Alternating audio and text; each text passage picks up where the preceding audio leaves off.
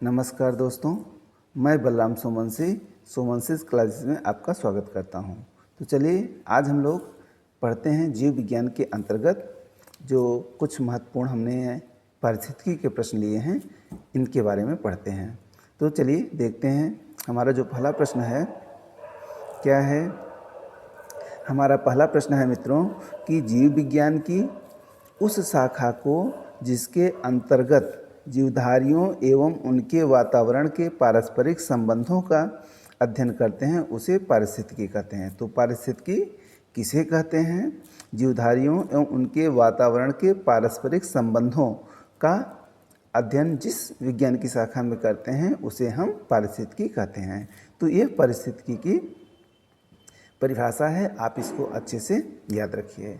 और एक निवेदन है, अगर हमारा यह प्रयास आपको अच्छा लग रहा है तो आप लोग हमारे इस चैनल को लाइक और सब्सक्राइब अवश्य कर दें। तो और आज हमारा टारगेट है 1000 लाइक का, तो इसको भी आप लोग याद रखिए, ज़्यादा से ज़्यादा लाइक करिए। तो चलिए हम अगला प्रश्न देखते हैं। अगला प्रश्न हमारा है कि निश्चित भौगोलिक क्षेत्र या वास स्थान में निवास करने वाली विभिन्न समष्टियों को जैविक समुदाय यानी जैविक समुदाय किसको कहते हैं? कि एक निश्चित भौगोलिक क्षेत्र या वास स्थान में जो विभिन्न समष्टियाँ निवास करती हैं उसी को बायोटिक कम्युनिटी कहते हैं यानी जैविक समुदाय कहते हैं। अगला प्रश्न है मित्रों कि सर्वाधिक स्थायी पारिस्थितिकी तंत्र, बहुत बार एग्जाम में पूछा गया है कि सर्वाधिक स्थायी पारिस्थितिकी तंत्र क्या है? महासागर है। तो सर्वाधिक स्थायी पारिस्थितिकी तंत्र क्या है? महासागर है। अगला है पारिस्थितिकी तंत्र या पारितंत्र शब्द, ये भी बहुत इम्पॉर्टेंट प्रश्न है कि सर्वप्रथम प्रयोग किसने किया था? टेंसले नामक वैज्ञानिक ने किया था। तो टेंसले नामक वैज्ञानिक ने सर्वप्रथम जो इकोसिस्टम शब्द है उसको दिया था।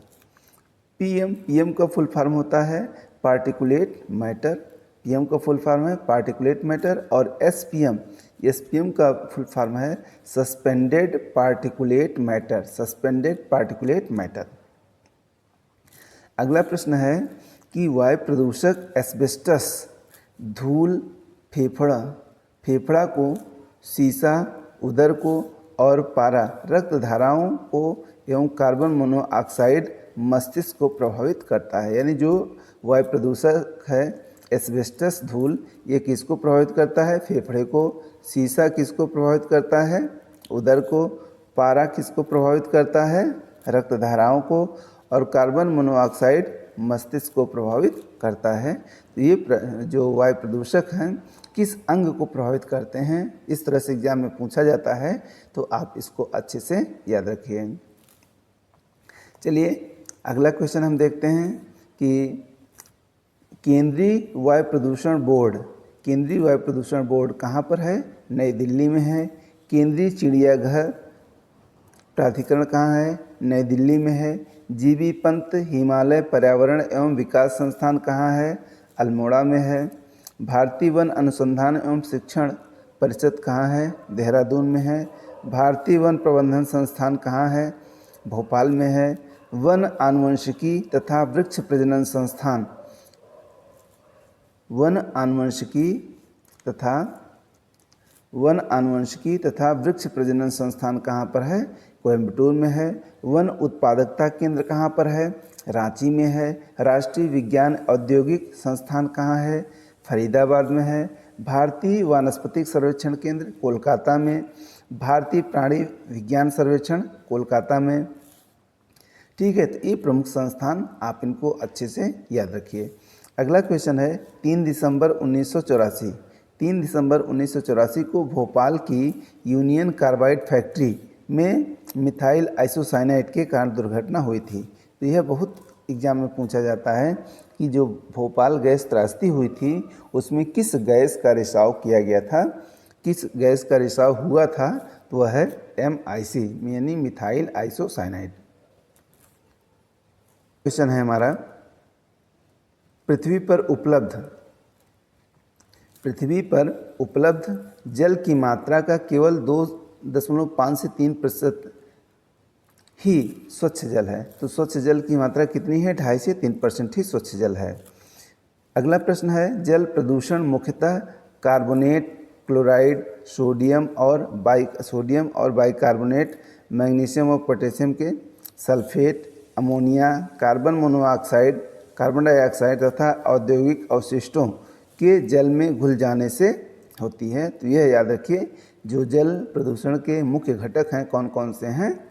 ठीक है, यह कार्बोनेट, क्लोराइड, सोडियम और बाइकार्बोनेट, मैग्नीशियम और पोटेशियम के sulphate, ammonia, carbon monoxide, carbon dioxide तथा औद्योगिक अवशिष्टों के जल में घुल जाने से जल प्रदूषित होता है। अगला प्रश्न है, जलीय सतह पर फैले तेल को ऑयल स्पिल्स, ये इम्पॉर्टेंट है, पूछा जा सकता है कि ऑयल स्पिल्स किसको कहते हैं। तो जलीय सतह पर जो तेल फैल जाता है उसको ऑयल स्पिल्स कहते हैं।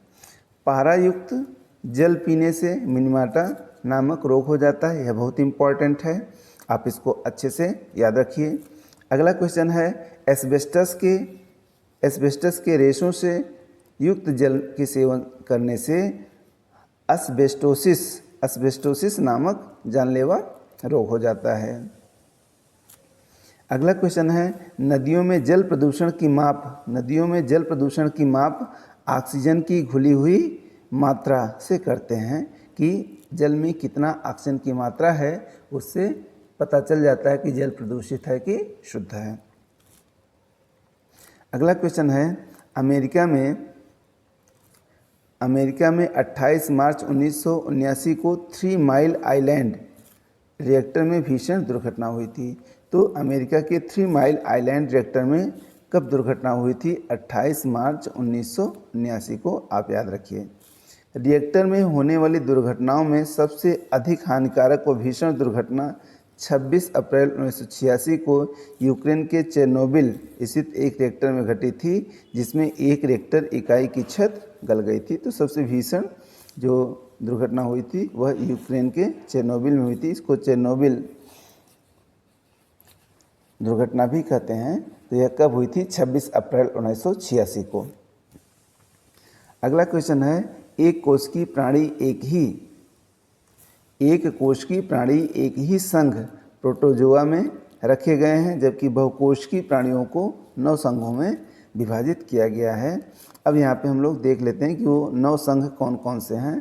तो ये हमारा है, पहला है प्रोटोजोआ, दूसरा पोरीफेरा, तीसरा सिलेंट्रेटा, चौथा प्लेटीहेल्मिन्थीस, पाँचवां एस्केहेल्मिन्थीस, छठवां एनेलिडा, सातवां आर्थ्रोपोडा, आठवां इकाइनोडर्मेटा, ठीक है, और 9वां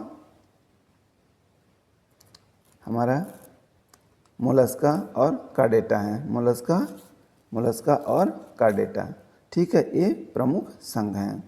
अगला क्वेश्चन है, एस्केहेल्मिन्थीज में उत्सर्जन अंग, जो एस्केहेल्मिन्थीज होते हैं उनमें उत्सर्जन अंग प्रोटोनफ्रीडिया द्वारा होता है। यानी उत्सर्जन किस अंग के द्वारा होता है? प्रोटोनफ्रीडिया द्वारा होता है। अगला क्वेश्चन है, एंट्रोबियस यानी इसको पिनवर्म या थ्रेडवर्म भी कहते हैं, मुख्यतः छोटे बच्चों की गुदा में पाए जाते हैं। इससे बच्चों को काफ़ी चुनचुनाहट होती है, भूख कम लगती है और उल्टियाँ भी होती हैं। कुछ बच्चे रात में बिस्तर पर पेशाब भी कर देते हैं। तो यह एंट्रोबियस के कारण होता है। अगला क्वेश्चन है, केचुए में 4 जोड़ी हृदय होते हैं। तो याद रखिए, केचुए में कितने जोड़ी हृदय होते हैं? 4 जोड़ी हृदय होते हैं। इसके जीवद्रव्य में हीमोग्लोबिन का विलय हो जाता है। आर्थ्रोपोडा की देह गुहा हीमोसील कहलाती है। आर्थ्रोपोड की जो देह गुहा है उसको क्या कहते हैं? हीमोसील कहते हैं। कीटों में 6 पाद व 4 पंख होते हैं। जो कीट होते हैं उसमें 6 पैर व 4 पंख होते हैं। काकरोच के हृदय में 13 कक्ष होते हैं। याद रखिए, काकरोच के हृदय में 13 कक्ष होते हैं। अरस्तु लालटेन का कार्य भोजन को चबाना है। यह समुद्री अर्चिन में पाई जाती है। तो अरस्तु लालटेन का काम क्या है? भोजन को चबाना है। यह कहाँ पाई जाती है? यह समुद्री अर्चिन में पाई जाती है। अगला है मोलस्का संघ के जंतुओं में श्वसन गिल्स या टिनिडिया द्वारा होता है, उत्सर्जन वृक्क के द्वारा होता है। अब संघ कार्डेटा के कुछ प्रमुख वर्ग हम लोग देख लेते हैं कि संघ कार्डेटा के कुछ प्रमुख वर्ग कौन कौन से हैं। इसमें है मत्स्य वर्ग, एम्फीबिया वर्ग, सरीसृप वर्ग, पक्षी वर्ग, स्तनी वर्ग। ठीक है, स्तनी वर्ग को 3 उपवर्गों में बांटा गया है। स्तनी वर्ग को कितने प्रमुख वर्गों में बांटा गया है? 3 वर्गों में। कौन कौन सा? पहला है प्रोटोथीरिया के जो जंतु होते हैं अंडे देते हैं, जैसे एकिडना, प्लेटपस। मेटाथीरिया अपरिपक्व बच्चों को जन्म देते हैं। यूथीरिया पूर्ण विकसित शिशु को जन्म देते हैं। तो प्रोटोथीरिया, मेटाथीरिया और यूथीरिया। मीसोजोइक युग को रेप्टाइल युग भी कहते हैं। घोंसला बनाने वाला एकमात्र सर्प नागराज है। नागराज घोंसला बनाता है। हीलोडर्मा विश्व की एकमात्र जहरीली छिपकली है। विश्व की एकमात्र जहरीली छिपकली कौन सी है? हीलोडर्मा है। अगला क्वेश्चन है समुद्री सांप जिसे हाइड्रोफिश कहते हैं, संसार का सबसे जहरीला सांप है। तो संसार का सबसे जहरीला सांप कौन है? हाइड्रोफिश, जिसे समुद्री सांप कहते हैं। मेबुइयाँ बिल बनाने वाली छिपकली होती है, यानी बिल बनाने वाली छिपकली कौन सी है? मेबुइयाँ। इसका प्रचलित नाम स्किंक है। इसका प्रचलित नाम क्या है? स्किंक है। पक्षियों का हृदय 4 वेशमी होता है, जिसमें 2 अलिंद व 2 निलय होते हैं। पक्षी समतापी होते हैं। तीव्रतम पक्षी अवाबिल है। सबसे तेज कौन सा पक्षी है? अवाबिल है। न उड़ सकने वाला पक्षी कौन सा है? कीवी और एमू, ये न उड़ सकने वाले पक्षी हैं। सबसे बड़ा जीवित पक्षी शुतुरमुर्ग है। सबसे छोटा पक्षी हमिंग बर्ड है। भारत का सबसे बड़ा चिड़ियाघर अलीपुर कोलकाता में है। विश्व का सबसे बड़ा चिड़ियाघर क्रूजर नेशनल पार्क दक्षिण अफ्रीका में है। तो विश्व का सबसे बड़ा चिड़ियाघर क्रूजर नेशनल पार्क दक्षिण अफ्रीका में है। स्तनी के, ये इम्पॉर्टेंट है, स्तनी के आरबीसी में केंद्रक नहीं होता है, केवल ऊँट और लामा को छोड़ करके, यानी ऊँट और लामा के आरबीसी में केंद्रक होते हैं और बाकी किसी स्तनी के आरबीसी में केंद्रक नहीं होते हैं। अगला क्वेश्चन है स्तनधारी वर्ग में रक्त का सबसे अधिक तापमान बकरी का होता है। औसत तापमान इसका 39 डिग्री सेल्सियस होता है। डकविल्ड प्लेटिपस एकमात्र विषैला स्तनी है। एकमात्र विषैला स्तनी कौन सा है? डकविल्ड प्लेटिपस। समुद्री व्हेल में लिम्ब फ्लीपर में परिष्कृत होते हैं। पेशी ऊतक को संकुचनशील ऊतक के नाम से भी जाना जाता है। मानव शरीर